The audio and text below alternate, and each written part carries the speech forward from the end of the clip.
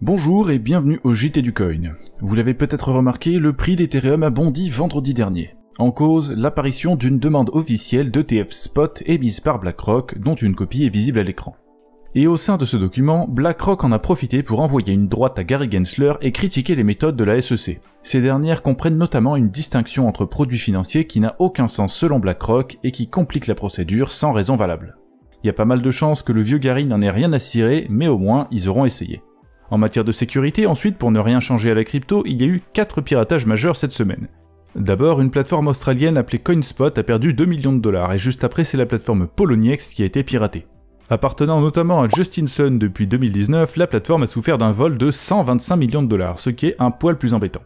Mais d'après leur déclaration... Ouais, mais c'est pas grave ça. Après, ils ont quand même cherché à proposer aux pirates de rendre 95% des fonds pour abandonner les poursuites. Mais pour l'instant, pas de réponse, alors c'est assez peu probable qu'ils récupèrent cet argent. Et comme cette semaine est apparemment celle de la fête des piratages, quelqu'un s'est également fait voler 27 millions d'USDT sur la chaîne Ethereum. D'après ZachXBT, le Hercule Poirot du crypto Twitter, cette adresse aurait des liens avec Binance, mais la plateforme n'a pas commenté sur le sujet. Enfin, après ce troisième piratage, le dernier piratage de la semaine a été d'une ampleur moindre puisque 1500 Ethers ont été dérobés, soit environ 3 millions de dollars au prix actuel. Ce qui est particulier ici, c'est que personne n'en a profité, le pirate ayant été suffisamment compétent pour trouver une faille, mais pas assez compétent pour envoyer l'argent volé au bon endroit. En effet, le protocole Raft, doté d'une monnaie stable collatéralisée, a été attaqué par ce pirate qui a profité d'un flash loan pour liquider une position, déstabiliser le protocole et multiplier les Ethers. Mais en faisant sortir les fonds volés, comme il n'a pas précisé où ils devaient partir, ils se sont retrouvés par défaut dans la poubelle d'Ethereum et sont désormais considérés comme brûlés. Plus personne ne peut y accéder, donc le pirate se retrouve avec un bénéfice net de moins 4 Ethers. C'est un peu l'équivalent d'un type qui prévoit le casse du siècle et qui repart de la banque sans l'argent et sans son pantalon. Alors c'est pas de chance pour les utilisateurs qui ont perdu leurs fonds, mais au moins c'est plutôt marrant de voir un pirate se tirer une balle dans le pied. Passons maintenant à l'actualité suivante qui concerne l'OCDE et les impôts crypto. Lancé il y a quelque temps déjà, le projet d'uniformisation des lois sur la déclaration des cryptoactifs est passé à la phase suivante. C'est un total de 48 pays qui se sont engagés à mettre en œuvre cette nouvelle norme qui vise les fournisseurs de services crypto, c'est-à-dire les plateformes d'échange par exemple. Évidemment, l'essentiel de ces 48 pays sont en Europe et en Amérique et il ne faudra pas compter sur Kim Jong-un ou Vladimir Poutine pour signer. Et pour rester sur le sujet de l'OCDE, un rapport d'études qu'ils ont fourni a permis à l'AMF de déterminer quelles étaient exactement les habitudes d'investissement des citoyens français. Sur presque 8500 personnes de 18 ans et plus, 24% détiennent un produit d'investissement, 12% ont commencé à investir après 2020 et 9,4% détiennent de la crypto. Ce qui veut dire que la crypto-monnaie est présente dans à peu près 40% des portefeuilles des investisseurs français, ce qui montre bien que les crypto-monnaies sont appréciées des investisseurs en général. Sans trop de surprise, l'immobilier arrive en premier sur le classement des investissements préférés, mais c'est un investissement qui n'est pas aussi préféré qu'on pourrait le croire, et qui pourrait bien passer à la deuxième position très prochainement. En effet, ce que ce sondage a révélé d'intéressant aussi, c'est que chez les jeunes investisseurs qui ont moins de 35 ans, il y en a 54% qui détiennent de la crypto-monnaie.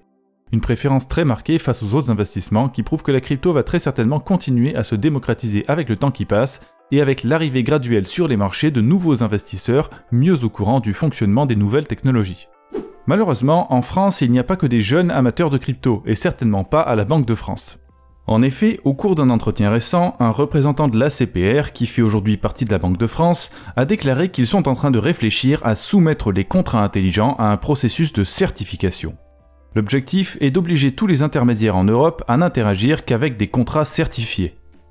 Alors bon, vouloir empêcher une plateforme centralisée européenne de proposer à ses clients européens des rendements issus de contrats intelligents non certifiés, c'est idiot et souvent irréalisable, mais passe encore. Après tout, les particuliers auraient toujours le pouvoir d'utiliser la finance décentralisée directement, pas vrai ? Eh ben c'est raté. La CPR rêve aussi d'interdire la finance décentralisée non certifiée aux particuliers, sous prétexte que ça n'a pas de sens de, soi-disant, protéger seulement les institutionnels, comme il l'avait indiqué dans un rapport publié en septembre. Résultat, s'ils font ce qu'ils veulent, ça sera illégal de toucher à des pans entiers de la DeFi, peut-être même la quasi-totalité. D'une part parce que beaucoup de contrats intelligents sont conçus pour ne pas être modifiables, ce qui veut dire qu'ils ne pourraient jamais remplir les conditions fixées par la CPR. Et d'autre part parce que si tous les contrats intelligents doivent être certifiés avant d'être utilisés par les Français, ça veut dire que l'intégralité du code écrit par les développeurs DeFi de toute la planète devra être certifié par un petit bureau paumé de la Banque de France et qu'on se retrouvera inévitablement avec des délais qui se comptent en siècles pour obtenir la moindre certification. À cause de ça, rien ne sera certifié et les Français se retrouveront coupés de la finance décentralisée. Comme toujours, les régulateurs obsédés par le contrôle appliquent des solutions archaïques, trop vastes et inefficaces qui demandent un investissement considérable et permanent, plutôt que de simplement responsabiliser les gens et laisser les choses se développer tranquillement. Alors je ne prétends pas non plus détenir la science infuse et une solution parfaite prête à l'emploi, mais là, c'est clairement infaisable et contre-productif et c'est tout simplement ridicule que cette idée ait pu être couchée sur le papier, sans même parler de la concrétiser. Bref. Pour en finir cette semaine, on va continuer sur le ridicule avec le clown de l'année, le fameux Nouriel Roubini qui prédit la mort du Bitcoin tous les 3 jours, qui a traité les investisseurs de Bitcoin d'idiots et qui s'est régulièrement embrouillé en public avec le patron de Binance. The fundamental value of Bitcoin is zero, just a bunch of cryptocurrencies that are a scam. Car cette semaine, cet exceptionnel comédien a décidé de lancer son propre jeton en affichant fièrement sur son site le logo de Binance sans l'avoir demandé, juste parce qu'un ancien employé de Binance travaille chez lui, ce qui n'a pas plu à Changpeng Zhao. Bien sûr, ce jeton parle d'écologie, d'intelligence artificielle, d'apprentissage automatique et de fabuleux rendements, exactement comme les pires arnaqueurs du moment. Et pour couronner le tout, le jeton s'appelle Atlas, comme le célèbre titan grec portant le monde. Pour le coup, ça donne surtout l'impression que ce cher Nouriel a besoin d'un titan pour porter le melon qui lui sert de tête.